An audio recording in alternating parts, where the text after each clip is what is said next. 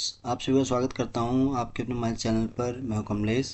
Friends, आज के इस वीडियो में आप सीखेंगे कि अगर हमारे पास किसी रो का नंबर या कॉलम का नंबर है रेफरेंस के तौर पर, तो कैसे हम उसके बेस पर कोई भी रिजल्ट निकाल सकते हैं। तो फ्रेंड्स, आज इसके लिए हम यहाँ पर दो फंक्शन के थ्रू समझेंगे कि अगर हमारे पास कभी कुछ ऐसा कोई कंडीशन आता है कि जहाँ हमारे पास रो नंबर है, कॉलम नंबर है, तो उसके हिसाब से हम कैसे किसी डेटा में से या टेबल में से उसका रिजल्ट निकाल सकते हैं। तो इसके लिए हम यहाँ पर दो फंक्शन यूज करेंगे, इनडायरेक्ट के साथ एड्रेस फंक्शन।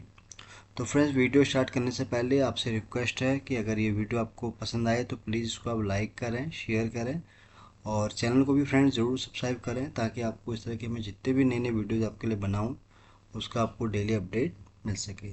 तो चलिए फ्रेंड्स, वीडियो स्टार्ट करते हैं। तो यहाँ पर जैसे मेरे पास एक डेटा है जहाँ पर आप देख रहे हैं कि प्रोडक्ट नेम है, कस्टमर नेम है और क्वार्टर 1 से लेके क्वार्टर 3 तक की हमारे पास यहाँ पर सेल है। अब इनडायरेक्ट और एड्रेस, ये दोनों ही फंक्शन ऐसे हैं। इनडायरेक्ट क्या है? इनडायरेक्ट वे में किसी भी टैक्स का रेफरेंस लेके आपको उसका आउटपुट निकाल के देता है। तो इसके बारे में अगर आपको नहीं है पता तो आप मेरे चैनल पर जाके देख सकते हैं। तो इसके ऊपर मैंने ऑलरेडी एक वीडियो बनाया हुआ है। सेम एड्रेस फंक्शन है, इसके ऊपर भी मैंने ऑलरेडी वीडियो बनाया हुआ है, तो इसको आप वहाँ जाके देख सकते हैं। तो ये तो मैंने बताया इनका बेसिक। अब चलिए हम स्टार्ट करते हैं। तो यहाँ पर हमारे पर डेटा है प्रोडक्ट का इस तरह से। तो यहाँ पर अब हम क्या करेंगे, कोई भी एक रैंडमली रोज नंबर या कॉलम नंबर के हिसाब से हम यहाँ पर उसका रिजल्ट निकाल के देखेंगे। फॉर एग्जाम्पल मैं इसको हाईलाइट कर लेता हूँ। हम इस वाले कॉलम को यहाँ पर सेलेक्ट कर रहे हैं। तो यहाँ पर अब आप देख रहे हैं कि यहाँ पर मेरे पास ये मैंने यहाँ कॉलम रोज को यहाँ पर मैंने यहाँ पर हाईलाइट कर दिया। अब इसका हम यहाँ रिजल्ट निकालेंगे। तो यहाँ पर हमारे पास पहले सबसे पहले तो ये होना चाहिए कि रो नंबर में कौन सा आपको रिजल्ट चाहिए। तो ये देखिए पहला है, पहला row, second, third, fourth, fifth, six, 7, 8, 9, 10, 11, 12, यानी कि 12 रो में ये है डेटा।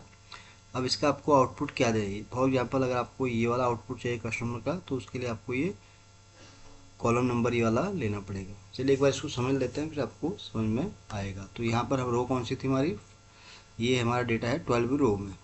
तो यहाँ पर हम पहले तो बनाएंगे रो का, रखेंगे यहाँ पर हम, ये हो जाएगी हमारी रो। अब ये रो का हो जाएगा। अब यहाँ पर हम एक बनाएंगे सिमिलरली कॉलम का।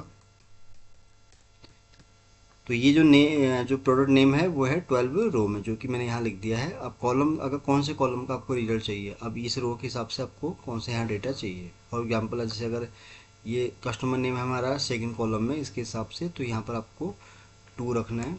अगर आपको उसके आगे का रिजल्ट चाहिए तो वहाँ पर आपको 3rd रखना है। तो ये हो गया हमारा क्राइटेरिया, यानी कि रो नंबर है 12 और कॉलम है उसका दूसरा। तो उस केस में हमें रिजल्ट कौन सा मिलेगा, वो मिलेगा ये वाला, यानी कि ये वाला आउटपुट हमारे पास आना चाहिए। ठीक है, तो चलिए स्टार्ट करते हैं। तो यहाँ पर आपको फंक्शन ट्राई करना है फ्रेंड्स।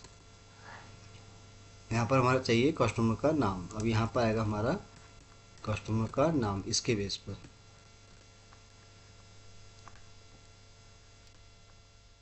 तो ये मैंने यहाँ पर ऐसे कर दिया है। तो अब सिंपल आपको समझ में आ गया होगा।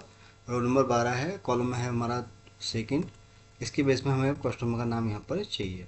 तो यहाँ पर हम टाइप करेंगे indirect bracket open then address.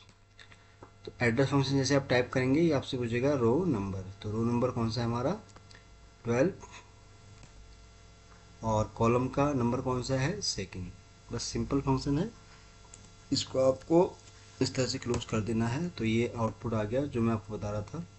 तो यहाँ पर क्या है, ये रिजल्ट यहाँ पर आ गया है। अगर आप देखें तो ये आउटपुट हमें यहाँ इस तरह से यहाँ पर मिल गया है। तो यहाँ पर क्या था, 12 रो में जैसे मैंने आपको दिखाया ये वाला था, और इसका कस्टमर नेम ये देखिए यहाँ पर ऑटोमेटिक यहाँ पर आ गया। अब यहाँ पर जो भी रो नंबर लिखूंगा या जो भी कॉलम लिखूंगा उसके हिसाब से ऑटोमेटिक यहाँ पर आउटपुट आता जाएगा। फॉर एग्जांपल अगर मैं यहाँ पर 5th रो लिखता हूँ तो उसके हिसाब से जो भी यहाँ पर एंट्री होगी वो ऑटोमेटिक यहाँ पर आ जाएगी। जैसे 5th रो में अगर हम देखें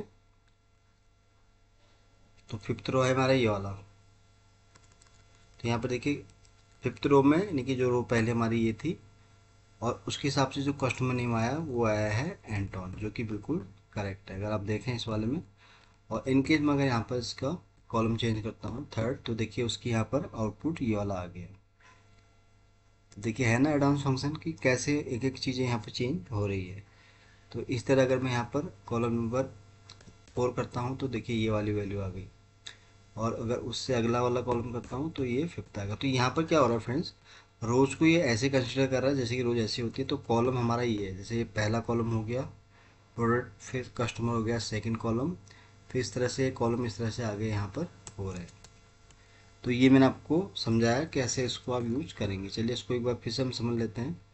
तो यहाँ पर हम कस्टमर नेम की बात कर रहे थे, तो रो नंबर जैसे यहाँ पर फॉर एग्जांपल 7 रो की हम बात कर लेते हैं, जो कि ये वाला। तो यहाँ पर मैंने 7 कर दिया, और यहाँ पर कस्टमर का नाम है ये वाला बॉलिड, तो उसके लिए हमें यहाँ सेकंड रखना है।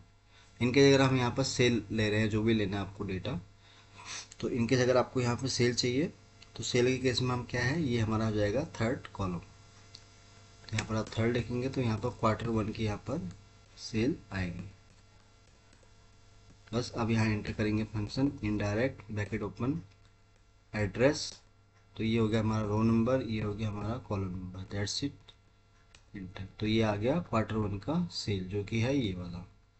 तो ये क्या है, हमारा 7th रो में है डेटा, आप देख रहे हैं ये वाला बॉस्टन क्रॉप मीट। तो इसके हिसाब से जो 3rd कॉलम की अगर बात करें, वो है 3rd कॉलम हमारा ये 1st सेकंड 3rd, यानी कि जिसकी वैल्यू है ये वाली। तो यहाँ पर अब जो भी आप चाहे अगला क्वार्टर का देखना है, तो इस तरह से आपको यहाँ पर कॉलम का रेफरेंस नंबर चेंज करना पड़ेगा। 5th में देखेंगे तो ये इस तरह से यहाँ पर ऑटोमेटिक चेंज होता रहेगा, जो भी आप यहाँ पर रखेंगे उसके हिसाब से ऑटोमेटिक यहाँ पर चेंज होता रहेगा। तो ये मैंने आपको बताया फ्रेंड्स। कभी अगर आपके पास कुछ ऐसा डेटा आता है जहाँ पर आपको रो कॉलम नंबर के हिसाब से अगर आपको कोई अगर आउटपुट चाहिए, तो उसके लिए आप इन दोनों फंक्शन को कंबाइन करके यूज कर सकते हैं। तो फ्रेंड्स आज के लिए बस इतना ही था। उम्मीद करता हूँ कि वीडियो आपको बहुत पसंद आया होगा। वीडियो अगर अच्छा लगा हो तो प्लीज़ इसको आप लाइक करें, शेयर करें, और चैनल को भी फ्रेंड्स ज़रूर सब्सक्राइब करें, ताकि आपको इस तरह के मैं जितने भी वीडियोज़ बनाऊँ उसका आपको डेली अपडेट मिल सके। तो जल्दी ही आऊँगा फिर एक नई वीडियो के साथ। तब तक के लिए आप अपने आप को खुश रखें और अपना ध्यान रखें। Thank you so much.